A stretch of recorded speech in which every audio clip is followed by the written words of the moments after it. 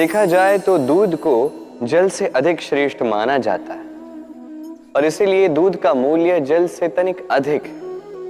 अब यदि इसी दूध का अब दही बनाओगे तो इसकी जीवन आयु कुछ और समय के लिए बढ़ जाती और इसका मूल्य कुछ और मुद्राएं अधिक। अब इसी दही का यदि आप माखन बनाओगे तो इसकी जीवन आयु कुछ और सप्ताहों तक बढ़ जाती है और मूल्य कुछ और मुद्राएं अधिक।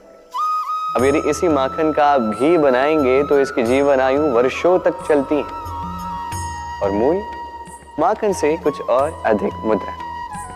अब इन सब का मूल दूध ही है, किंतु इन सब की जीवन आयु में, इन सब के मूल्य में इतना अंतर क्यों? इसका कारण ये है, दूध को दही बनने के लिए खटास सहनी पड़ी, दही को माखन बनने के लिए बिलोने के आघात सहने पड़े और माखन को घी बनने के लिए घंटों तप आंच पर ताप सहना पड़ा। तब जाके ये माखन घी बना, तब जाके इसकी आयु इतनी बड़ी, तब जाके इसका मूल्य बढ़ा। अब हम सारे मनुष्य एक समान दूध की भांति, किंतु महान वही बनते हैं जो कठिनाइयों का सामना करते हैं, जो संकटों का सामना करते हैं, जो इन चुनौतियों पर खरे उतरते हैं। यदि ये सब करोगे तभी जीवन में आगे बढ़ोगे, तभी जीवन में आपके यश की आयु बढ़ती जाएगी और तभी ये संसार आपको महत्व देता जाएगा। तनाव, दबाव, ये नाम जाने पहचाने से लग रहे होंगे, क्यों? इस संसार में हर व्यक्ति के जीवन में ये तनाव और दबाव है ही है, किंतु हर व्यक्ति उनके साथ वो नहीं कर पाता जो उसे करना चाहिए। इस तनाव और दबाव को हटाने के स्थान पर वो उसी दबाव का बंदी बनकर रह जाता है। चलिए आपको इस प्रकृति का एक उदाहरण देता हूं, वो समझाने के लिए जो समझना आपके लिए आवश्यक है। कभी किसी वृक्ष को देखा होगा, उस पर आप पुष्प भी देखते हैं, फल भी देखते हैं। किसी पुष्प को हाथ में लीजिए और दबा कर देखिए, उसमें से इत्र निकलता है जो हमें भाता है। किसी फल को लेके दबा के देखिए, उसमें से रस निकलता है, वो भी हमें भाता है। अर्थात तनाव और दबाव हमारे जीवन में किसी भी परिस्थिति में, किसी भी समय, किसी भी क्षण हमें तोड़ने के लिए नहीं है। ये आते हैं आपको वो बताने के लिए कि आपको अब भीतर से प्रेरणा को जगाना होगा और अधिक परिश्रम करने होंगे। अब आपको सर्वश्रेष्ठ बनना होगा। तो कभी भी इस तनाव और दबाव से दूर मत भागिए।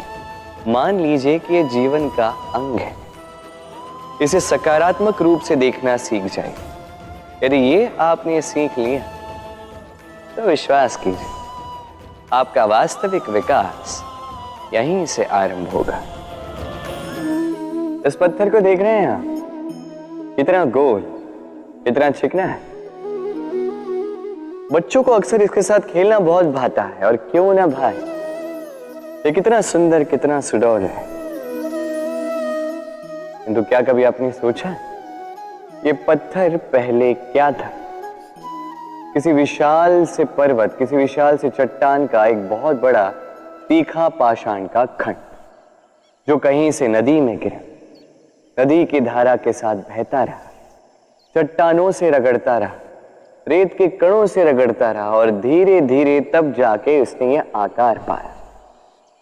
अब हम भी इसी पत्थर की भांति हैं।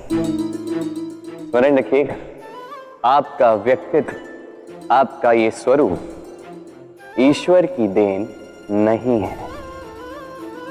हाँ, प्रकृति ने अवश्य ही आपको जन्म दिया है, किंतु आप स्वयं अपने व्यक्तित्व के रचयिता हैं और आप ये रचते हैं कठिनाइयों का सामना करके, संकटों की धारा पार करके।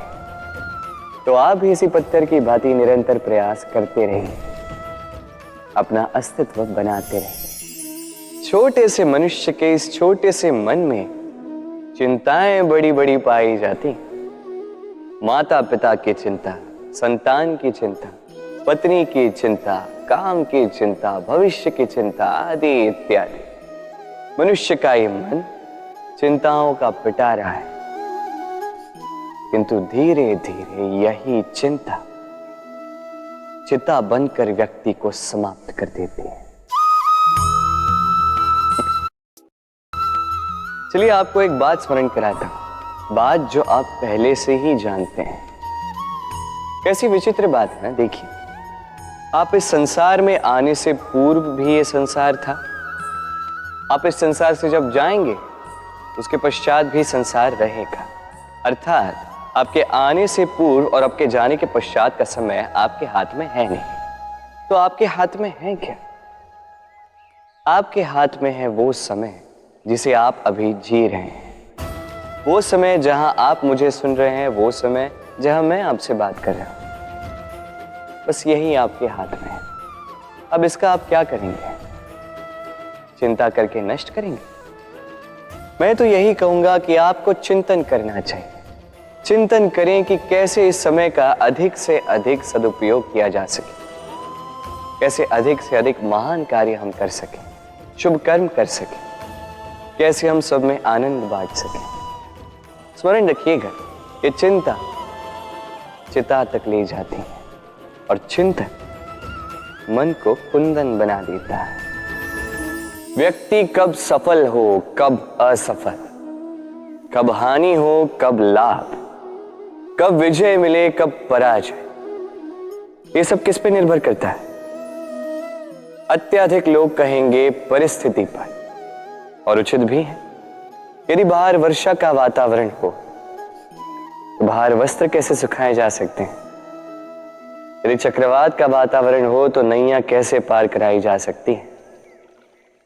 किंतु यदि मैं आपको वास्तविक सत्य बताऊं तो असफलता का कारण परिस्थिति नहीं है। उस परिस्थिति को स्वीकार कर लेना। हर एक के जीवन में ऐसे प्रसंग अवश्य आते हैं जब हम चाहते हैं किंतु परिस्थिति को बदल नहीं पाते। परिस्थिति को बदलना असंभव हो जाता है।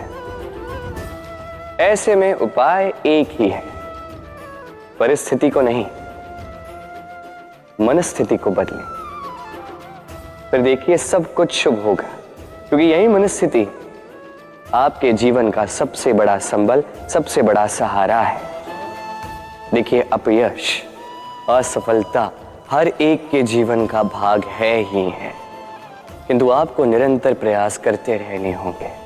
पुनः खड़ा होकर आगे बढ़ना होगा, तभी सफलता मिलेगी। यदि इतना सरल होता सफलता पाना तो हर कोई सफल होता। क्यों?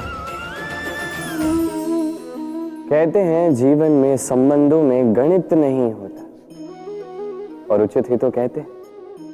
यदि इन संबंधों में हानि, लाभ, गुना, भाग ये सब आ जाए तो सब कुछ केवल व्यापार ही तो बन जाता है। ये सारा खेल बन जाता है केवल अंकों का, और ये जीवन निश्चित रूप से अंक गणित नहीं। इस जीवन में आनंद को बढ़ाना, पीड़ाओं को घटाना अंक गणित का नहीं, व्यवहार और प्रेम का खेल है। कभी किसी के सर पे हाथ रख के उसे शुभकामनाएं ही दे दो, कदाचित वो उसे इतना आनंदित कर दे कि वो इस संसार को जीते। कभी आपके मुख से किसी के लिए कुछ कटाक्ष निकल जाए और कदाचित वो उसे इतनी पीड़ा दे दे कि वो इस संसार में कुछ भी ना कर पाए। कभी भी जीवन में इन संबंधों में गणित को न लाए, कभी नहीं। न हानि लाभ, न गुणा भाग। स्मरण रखिएगा, इस संसार में ऐसा कोई समीकरण नहीं जिसका हल ना हो। बस देरी है तो उसे ढूंढने की। राधे राधे।